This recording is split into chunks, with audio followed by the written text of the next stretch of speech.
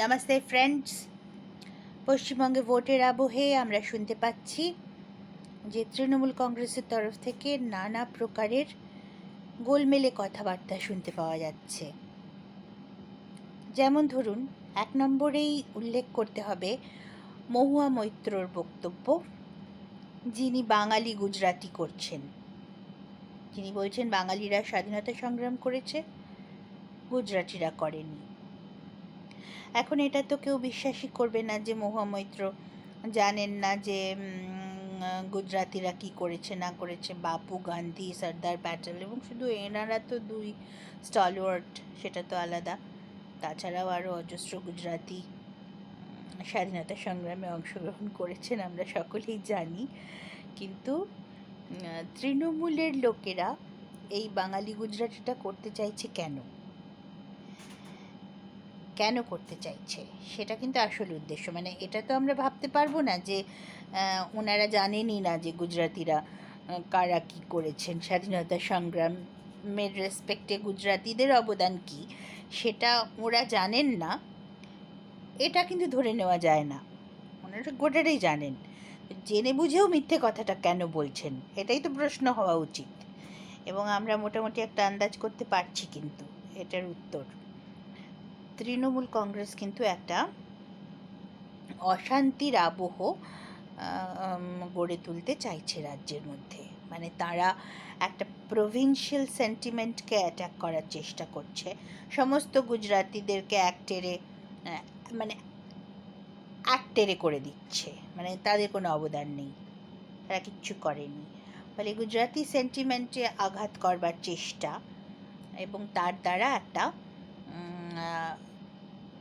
Provincial conflict তৈরি করবার চেষ্টা। এবং সেই কনফ্লিক্টে এমনি হবে না, শুধুমাত্র হিংসা উৎপাদনের প্রয়াস, এটাই তো মনে হচ্ছে, এছাড়া তো আর কিছু হতে পারে না। এবং তার সঙ্গে মমতা বন্দ্যোপাধ্যায়ের নকশালবাড়িতে গিয়ে সেই বাড়িতে ঘুরে মানে অন্য পার্টিকে, মানে অন্য বিরোধী দলকে ভোট দিলে দেখে নেব ইত্যাদি, এই যে হুমকির যে ব্যাপারটা, এই যে থ্রেট দেওয়ার যে কালচারটা, যে থ্রেট কালচার, যে থ্রেট কালচারের কথা এমনকি অভয়ার মাও বলছেন বিভিন্ন মিটিংয়ে, যে থ্রেট কালচারটা পশ্চিমবঙ্গে চলে সর্বত্র, সমস্ত ক্ষেত্রে সিপিএমের আমল থেকে চলে আসছে। আমরা জানি সিপিএম কীভাবে থ্রেট দিত, এটাও জানি যে তৃণমূল আমলে কীভাবে থ্রেট কালচারটা চলছে। তো সেইটাই কিন্তু উদ্দেশ্য। এবং সেই সঙ্গে প্রভিন্সিয়াল সেন্টিমেন্টকে উস্কে দেওয়া দিয়ে একটা ভোটের আগে একটা ভীষণ গোলমাল পাকিয়ে তোলা এবং তার জন্য ভারত সরকারকে, ভারত রাষ্ট্রকে এবং ইলেকশন কমিশনকে দায়ী করা, এটাই উদ্দেশ্য। এছাড়া অন্য কোনো উদ্দেশ্য থাকতেই পারে না। কারণ তারা এটাও করেছে, বলছেন যে 200 জন লোক মারা গেছেন এসআইআরের জন্য। 200 জন লোক তো এসআইআরের জন্য মারা যায়নি, তারা এমনিতেই মারা গিয়েছেন, তাদের মৃত্যুকে এসআইআরের সঙ্গে রিলেট করে দেওয়া হয়েছে, সকলে জানে। এগুলো এখন তৃণমূলের একটা বুঝতে ভুল হচ্ছে, সেটা হচ্ছে তাদের কিন্তু কোনো ক্রেডিবিলিটি আর অবশিষ্ট নেই, তাদের কথার এখন আর কোনো মূল্য নেই। তারা যাই বলুন না কেন, মানে একটা সত্যিকারের ভালো কথা বললেও কিন্তু তাদের কথার এখন আর কোনো মূল্য নেই। কারণ মানুষ তাদেরকে রিজেক্ট করে ফেলেছে, মেন্টালি প্রত্যেকেই রিজেক্ট করেছে। আমি শুনলাম একদল ভদ্রমহিলারা বলছেন যে চটি চাটলে যদি আমাদের আমরা যদি যুবসাথী পাই, আমরা যদি লক্ষ্মীর ভাণ্ডার পাই, আমরা যদি রূপশ্রী পাই, যদিও তারা কিন্তু সঠিকভাবে প্রকল্পের নামগুলো উচ্চারণ করতে পারেননি। একজন বলেছেন লক্ষ্মীশ্রী, অর্থাৎ তাদেরকে শিখিয়ে দেওয়া হয়েছে। এটাও স্পষ্ট বোঝা যাচ্ছে যে ওই যে মহিলাদেরকে দাঁড় করানো হয়েছে, যারা বলছেন আমরা যদি চটি চাটলে এগুলো পাই, তাহলে আমরা কেন চটি চাটবো না? আর চটি তো সকলেরই জীবনের খুব প্রয়োজন, তাই আমরা চটি চাটবো। এখন এই ভদ্র মহিলাদেরকে শেখানো হয়েছে কিন্তু এই কথাগুলো বলার। যদি শেখানো না হতো, যদি তাঁরা স্বতঃস্ফূর্তভাবে বলছেন এমন যদি হতো, তাহলে তাঁরা কিন্তু ভুল বলতেন না। পরিষ্কার বোঝা যাচ্ছে তাদের মুখে কথা বসিয়ে দেওয়া হয়েছে এগুলো বলতে হবে। তার জন্য হয়তো ওনারা পয়সা পেয়েছেন, ওই শুটিংটা করার জন্য হয়তো ওনারা পয়সা পেয়েছেন। এখন কথা হলো, এটা চটি তো চাটবার কোনো দরকার, চটি তো চাটবার জিনিস নয়, কারণ চটি চাটলে তো পেট খারাপ হবে এবং নানা রকমের ভয়ঙ্কর ব্যাকটেরিয়াল ইনফেকশনস, মানে গ্রাম নেগেটিভ ইনফেকশনস, এবং আন্তরিক হয়ে একেবারে সেই হাসপাতালে ঢোকার মতন বন্দোবস্ত। চটি পায়ে পরবার জিনিস, পায়ের জুতোকে কখনো মাথায় তুলতে নেই, পায়ের জুতো পায়েই থাকার জিনিস, চটি পায়ে পরতে হয়, চটি কেউ চাটে না। জিভ দিয়ে চটি চাটলে আপনার আন্তরিক হবেই। এবং যারা বলছেন যে চটি চাটলে যদি এগুলো পাওয়া যায়, এগুলো এমনিতেই পাওয়া যাবে, এগুলো সরকারি প্রকল্প, আর সরকারি প্রকল্প কখনো বন্ধ হয় না, মানে কোনো দল এলেই বন্ধ করতে পারবে না, কারণ তাদের অপ্রিয় হওয়ার ভয় থাকবে, অপ্রিয় হওয়া এবং বিরোধিতার ভয় থাকে। ফলে কোনো রাজনৈতিক দল কখনো একবার ডোল পলিটিক্স একবার শুরু হলে সে আর বন্ধ হতে চায় না। এই যেমন ধরুন গিয়ে গ্যাসের সংকট, ভারত সরকার 5 লক্ষ ইন্ডাকশন ওভেন দেবে ঠিক করে ফেলেছে মানুষজনকে, এটাও তো ডোল।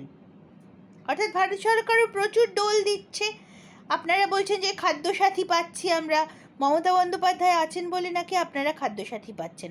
খাদ্যসাথী তো ভারত সরকার দিচ্ছে, বিনামূল্যে রেশন তো ভারত সরকারের প্রকল্প, সেটাকে মমতা বন্দ্যোপাধ্যায় নিজের দেওয়া নাম দিয়ে, খাদ্যসাথী নাম দিয়ে চালাচ্ছেন, কিন্তু আসলে তো খাদ্যসাথীর প্রকল্প তো রাজ্যের নয়, সে তো ভারত সরকার। অর্থাৎ ভারত সরকারও কিন্তু প্রচুর টাকা পয়সা দিচ্ছে, নামগুলো বদলে যাচ্ছে হয়তো, কিন্তু টাকা পয়সা সব ভারত সরকার দিচ্ছে। ফলে আপনারা যেটা ভাবছেন যে লক্ষ্মীর ভাণ্ডার, যুবসাথী ইত্যাদি, রূপশ্রী, অমুকশ্রী তমুকশ্রী এসব চলবে, তার কারণ কোনো সরকারের এই দমটা নেই যে টাকাটাই ডোল পলিটিক্সটা বন্ধ করে দেবো, দিয়ে 5 কথা শুনবো লোকের কাছ থেকে, এই সাহস কোনো রাজনৈতিক দলের থাকে না।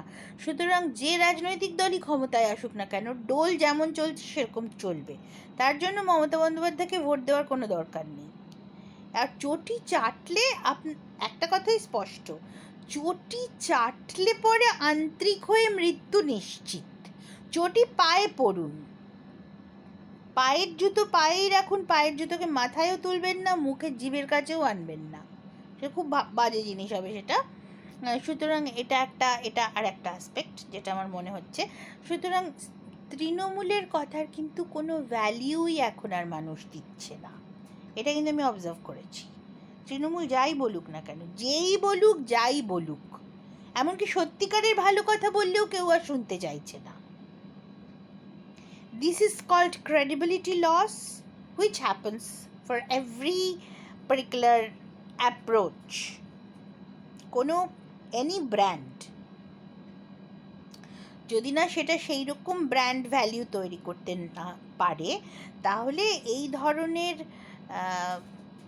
ফেকারি বেসড যে কোনো ব্র্যান্ডের, সেটাই খুব হাইপও ক্রিয়েট করে ফর টেম্পোরারি পিরিয়ড, সেই হাইপটা সম্পূর্ণ ডাই ডাউন করে যায়, ক্রেডিবিলিটি সম্পূর্ণ নষ্ট হয়ে যায়, সেই সময় আসেই। তো তৃণমূলের সেই সময়টা এসে গিয়েছে, তৃণমূলের মৃত্যুর ক্ষণটা এসে গিয়েছে। দিস ব্র্যান্ড হ্যাজ এক্সপায়ার্ড, এর কোনো কথাই আর লোকে এখন শুনতে চাইছে না, এটা আমার মনে হচ্ছে। আর ওই গুজরাটি বাঙালি এই সমস্ত তো আমাদের কর্ণপাত করবারই কোনো দরকার নেই, কারণ খুব আমার মনে হচ্ছে খুব ইল ইন্টেনশন, মানে খুবই একটা গোলমেলে সিগন্যাল পাওয়া যাচ্ছে এখান থেকে। মনে হচ্ছে এরা ভোটে যেহেতু বুঝতে পারছে যে ভোটে একটা হেরে যাওয়ার সম্ভাবনা, তাও আবার মহুয়া মৈত্র এটা বললেন কখন, যখন বিডিওদেরকে ট্রান্সফার করা হলো, তারপর 83 জন ভিডিও ট্রান্সফারের পর মহুয়া মৈত্র এই বক্তব্য রেখেছেন। তারপরেও আবার অনেকজন আইসি ওসিকে, 142 জন পুলিশম্যান, ওসি এবং আইসিকে ট্রান্সফার করা হয়ে গিয়েছে। আমার মনে হচ্ছে যে সেই ভয়েই, কারণ তৃণমূলের রাজত্বটা কিন্তু সম্পূর্ণতই চলে মূলত এই অ্যাডমিনিস্ট্রেটিভ অফিসার্সদের ওপর ভরসা করে, অ্যাডমিনিস্ট্রেটিভ মেশিনারির ওপর ভরসা করে।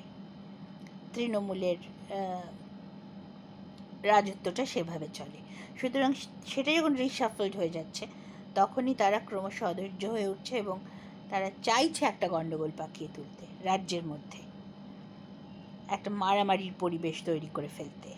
তার জন্য যা যা করা যায়, মডেল কোড অফ কন্ডাক্টের মধ্যে থেকে যতটুকু করা যায়। তবে ইতিমধ্যেই মমতা বন্দ্যোপাধ্যায়ের বিরুদ্ধে ব্যবস্থা নেওয়ার আবেদন ইলেকশন কমিশনের কাছে জমা পড়ে গেছে। কারণ মমতা বন্দ্যোপাধ্যায় রীতিমতো বাড়ি বাড়ি গিয়েই মানুষকে থ্রেট দেওয়ার চেষ্টা করেছেন বলে অভিযোগ, নকশালবাড়িতে, যে আপনারা যদি বিজেপিকে ভোট দেন তাহলে দেখে নেওয়া হবে ইত্যাদি প্রভৃতি নানা কথা, যে আর ভোটের পর সব বলবেন আমরা আর বিজেপি করবো না ইত্যাদি নানা কথা, মানে যেটা টিপিক্যাল একটা রিট্রিবিউশনের কথা, আন্দাজ দেওয়া, মানুষকে ভয় দেখানো, থ্রেট করা।